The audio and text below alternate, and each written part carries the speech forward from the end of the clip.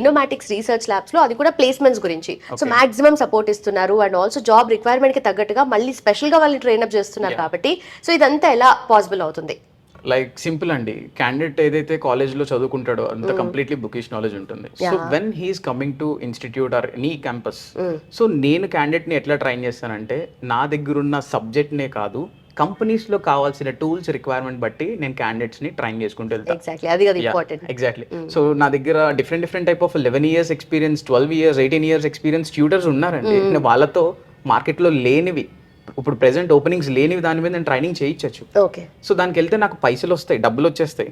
కానీ end of the day ఇన్నోమాటిక్స్ అంతా బాగుంటుంది, సబ్జెక్ట్ అంతా బాగా చెప్తున్నారా అంటారు స్టూడెంట్స్. కానీ బయటికి వెళ్ళాక దాని మీద ఓపెనింగ్ లేకపోతే బ్లేమ్ చేసేది ఎవరిని?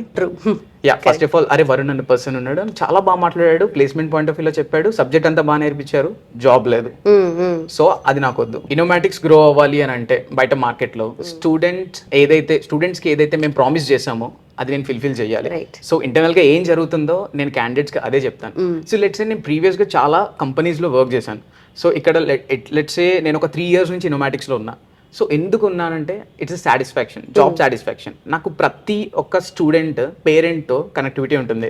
So after completion of the course A institute కూడా కోర్స్ అయిపోయిన తర్వాత క్యాండిడేట్ని ఇన్స్టిట్యూట్కి రానివ్వదు. నేనేంటంటే లెట్స్ సే ఒక స్టూడెంట్కి కమ్బ్యాక్ ఇవ్వాలి, ఒక జీల్, అట్లీస్ట్ ఒక 6 months కోర్స్ ఉంది అనుకుందాం. సో 6 months అయిపోయింది, వాడు వినలేదు, ప్లేస్మెంట్ రాలేదు, గ్యాప్ తీసుకున్నాడు.